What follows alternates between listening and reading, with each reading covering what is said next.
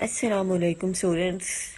Today is our lecture number 8 English portion of grade 6. So students, you have to put the date June 8, 2020 Monday.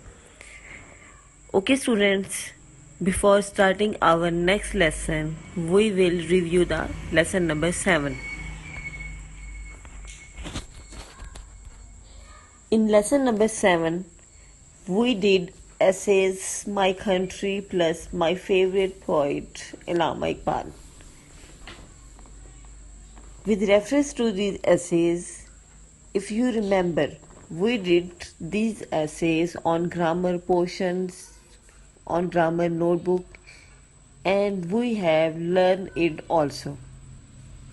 Students, before starting our lesson number 8, we will review our overall syllabus of English grammar. If you remember, we did 5 applications, 5 letters, 3 essays like my hobby, my best friend, and a morning walk. We did the continuous tense also, its past, present, and future forms. So students, with a very high hope, I believed that you did all this work on your grammar notebooks and you have learned it also. If you have any questions regarding the previous lessons or regarding this lesson, then you can ask in the comment box below. I will answer there, or if you have any question, you can ask in the WhatsApp groups also.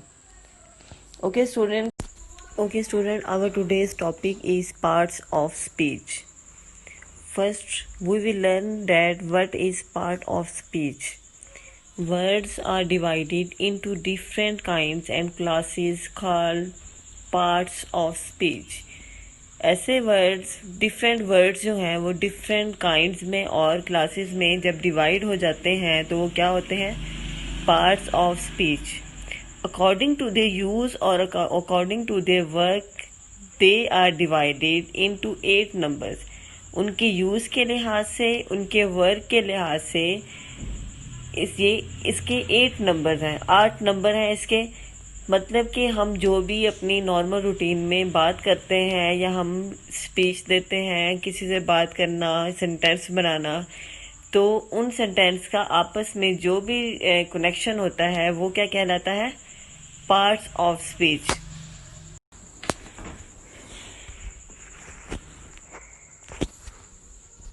Okay students, the parts of speech are 8 in numbers. On number 1, noun. Number 2, pronoun. Number 3, verb. Number 4, adjective. Number 5, adverb. Number 6, preposition. Number 7, conjunction. And number 8, interjection. So students, these are 8 parts of speech. We will learn further in detail these parts of speech. Okay, now we will learn about noun. Definition of noun is a person, place, thing or idea. किसी भी जगह का नाम, चीज़ का नाम, शख्स का नाम. मतलब हमने कोई भी नेम किसी भी इंसान को दिया है, चीज़ को दिया है, मतलब किसी भी चीज़ का, शहर का, जगह का नाम, शख्स का नाम जो है वो हम उसे नाउन कहते हैं. अब एग्जांपल्स हैं जैसे कैट है, फायरमैन, हाउस, पेंसिल, शिकागो. ठीक है. अब ये हमने नाउन उस कैटेगरी में आता है जहाँ पे हमने नेम को मेंशन करना होता है. Naming, like naming words are called noun. Pronoun, a word used in place of a noun. ऐसा वर्ड जो कि नाउन की जगह पे यूज हो उसको कहते हैं प्रोनाउन.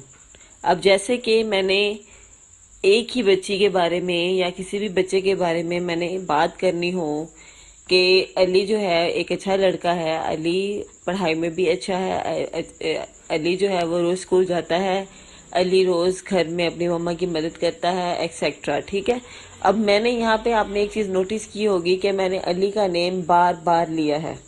क्या आप अपने नॉर्मल रूटीन में ये इस तरह यूज करते हैं कि आपने किसी भी चीज का मतलब किसी के बारे में बात करनी हो तो क्या हम उसका नेम बार बार कॉल करते हैं? नो, हम उसकी जगह प्रोनाउन लगाते हैं।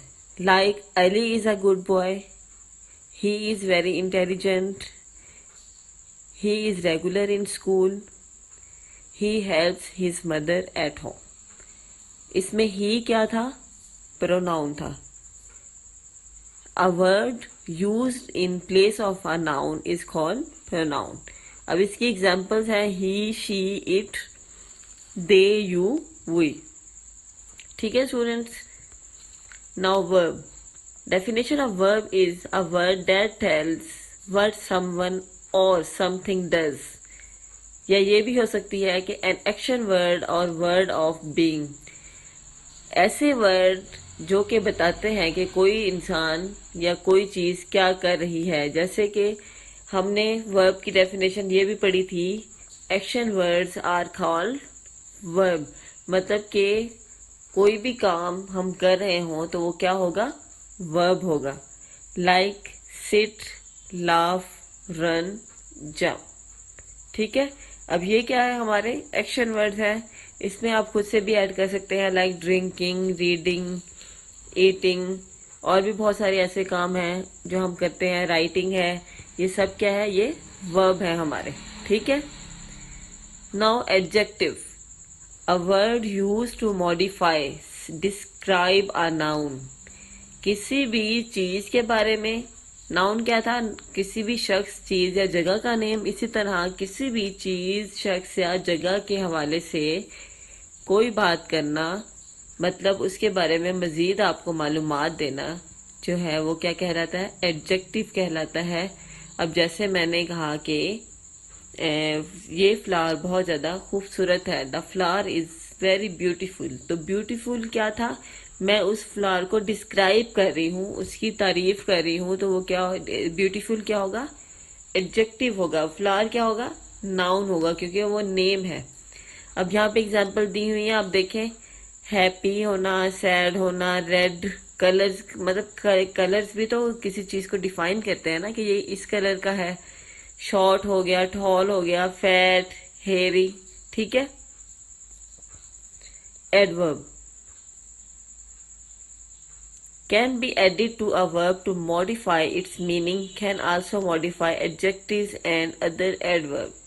ये किसी भी नाउन को, वर्ब को, एडजेक्टिव्स को या एडवर्ब्स के बारे में मजीद बताने के लिए जो है वो हम एडवर्ब यूज करते हैं। अब जैसे कि फॉर एग्जांपल मैंने कोई भी वर्ब यूज किया तो मैं उसके साथ फोर्सफुली कोई भी चीज कह लूं, मतलब उसके बारे में मजीद कह लूं, तो वो क्या होगा? एडवर्ब होगा। Tells you when, where, how, in what manner और to what extent an action is perform. ये आपको बताता है कि कब, कहाँ, कैसे और किस मैनर में या किस तरह ये एक्शन परफॉर्म हो रहा है। Many end in L Y but not always. इसका छोटा सा हिंट ये भी है कि हर वर्ब जिसके एंड में एल और वाई आएगा वो एडवर्ब होगा, लेकिन हर एडवर्ब के साथ भी एल वाई नहीं लगता। आपने ये देखना है कि जब किसी भी वर्ब के साथ उसको मजीद जो है उसके बारे में मजीद बताया जा रहा हो तो वो क्या होगा? एडवर्ब होगा। जैसे कि cheerfully, briskly, wickedly, delicately, fast, never, now.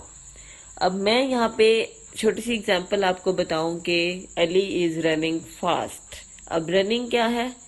Verb है, और फास्ट जो है उसी वर्ब को मजीद मतलब कि बता रहा है उसी वर्ब के बारे में, तो वो क्या होगा? एडवर्ब होगा। preposition, a word placed before a noun or pronoun to show its location or direction. ऐसा वर्ड जो कि किसी भी नाउन या प्रोनाउन से पहले आप शो करते हैं उसको क्या कहते हैं? preposition. May also show a noun or pronoun relationship to some other word in a sentence. या हम यूं भी कह सकते हैं कि ये नाउन या प्रोनाउन के आपस में रिलेशनशिप को भी बताता है। जैसे कि एग्जाम्पल देखें आप इसकी, टू हो गया with, against, by, from, at, for, across, in. अब इसके सामने भी दिया हुआ है under, over, in, on, next to, behind, in front of. ये क्या है? प्रेपोजिशन। दो अब यहाँ पे मैं क्या कर रही हूँ, नाउन और प्रोनाउन से पहले कोई भी चीज जो लगाई जाती है वो क्या होती है? प्रेपोजिशंस होती हैं। ये हमारे सेंटेंस में उनका आपस में रिलेशन भी, उसको रिलेशन को भी डिस्क्राइब करेंगे, ठीक है। अब नेक्स्ट है conjunction, a word use to connect other words, phrase and clauses. ये जो है ये वर्ड्स को, फ्रेज को या क्लॉजेस को आपस में जोड़ती है। जैसे कि एंड हो गया, बट हो गया, और हो गया, और बिकॉज। अब मैंने दो स्टूडेंट्स का नेम लिया है, ठीक है, अली एंड अहमद, ठीक है। अब मैंने ये यूं तो नहीं लिखना कि अली अहमद। अब मैं क्या करूंगी, इन दोनों का आपस में रिश्ता, अली और अहमद जो है वो आपस में दोस्त हैं, ठीक है। अब बट यूं होगा कि Sana is an intelligent girl but she is very shy. मतलब कि मैं अब उसको ये उसके बारे में ये बता रही हूँ कि सना जो है वो बहुत इंटेलिजेंट गर्ल है, लेकिन वो बहुत ज़्यादा शाय भी है। अब मैं इसकी जगह एंड तो नहीं यूज़ करूँगी कि Sana is an intelligent girl and she is shy, no, ये कोई सेंस नहीं बनती, बट शी इज़ शाय, ठीक है। Interjection, a word that expresses strong और सडन इमोशन। ये स्ट्रॉन्ग या सडन इमोशन को, जैसे कि अचानक कोई भी न्यूज़ सुन लेना, जैसे कि हमारा अगर रिजल्ट आया है, सडन आ गया है, तो उस पर हमारा इमोशन बाय चांस कोई भी वर्ड्स मुंह से निकल जाना, वो क्या होते हैं? इंटरजेक्शंस होते हैं। Use as inclamation by itself and or with a comma following it if used as a beginning of a sentence। अब इसमें हमने क्या यूज करना है? एक्सक्लेमेशन मार्क सेंड करना होता है, इसमें लगाना होता है, जैसे कि ओ डियर। अब अगर मैं किसी भी कोई मुझे अपने बारे में कोई भी इंसान बता रहा हो और मुझे उसकी स्टोरी बहुत ही दुख भरी लगे, तो मेरा इमोशन यही होगा कि ओह डियर। अब मेरे साथ अगर बहुत अच्छा हो जाए, मतलब कि मेरा रिजल्ट अच्छा आ जाए, तो मैं क्या करूँगी? My goodness, wow. अब मुझे चोट लग जाए तो मैं हमारे मुंह से जो है वो ऑटोमेटिक जो है वो आउच निकलता है। अब मैं एक्साइटमेंट में अक्सर हम यस भी कहते हैं, नो भी कहते हैं, तो ये सारी चीजें जो है वो इंटरजेक्शंस में आ जाएंगी, ठीक है। इसके आगे भी पिक्चर्स में भी exercise of parts of speech. अब क्या करना आपने इसमें? Please identify the correct part of speech for each word in a sentence on the following slide. अब इसके बाद मैं दो ऐसी स्लाइड दूंगी जिसके ऊपर आपने प्रैक्टिस करनी है कि कौन सा नाउन है, कौन सा एडवर्ब है, प्रेपोजिशन कौन सी है। इस तरह आपने फुल फॉर्म्स नहीं लिखनी इसकी, आपने जस्ट उसके लेटर पुट करने हैं। जैसे कि अगर जो चीज़ नाउन होगी आपने उसको सिंपली अंडरलाइन करना है, उसके ऊपर आपने एन राइट करना है, ठीक है। और जो प्रोनाउन होगी उसके ऊपर पी राइट करना है, वर्ब के ऊपर वी, एडजेक्टिव के ऊपर ए डी जे, एडवर्ब के ऊपर A D V, preposition P and conjunction C, interjection I. आपने ये चीजें जो है वो पुट करनी है और ये वर्क आपने अपने नोटबुक पे करना है। Students, here is the practice of parts of speech. Number 1, the little dog rain. अब इसमें आपने देखना है कि वर्ब कौन सा है, नाउन कौन सा है, एडजेक्टिव कौन सा है। अब फर्स्ट जो है वो मैं आपको बता देती हूँ। लिटिल जो होगा वो एडजेक्टिव होगा, डॉग होगा नाउन एंड रेन होगा वर्ब। इसी तरह आपने पूरी एक्सरसाइज जो है वो सॉल्व करनी है, ये वाली एक्सरसाइज भी और मोर प्रैक्टिस यहाँ पे दिया हुआ। ये 10 आपके जो है वो सेंटेंस हैं, आपने इनको जो है वो चाहे आप इसको स्क्रीनशॉट कर लें या आप अपने नोटबुक पे लिख लें पहले, वीडियो को स्टॉप करके, फिर आप उसके बाद जो है वो इसको सॉल्व करेंगे। Okay student, I hope you will understand this lecture very well. If you have any problem regarding this lecture, then you can ask I will surely answer you. Take care and Allah Hafiz.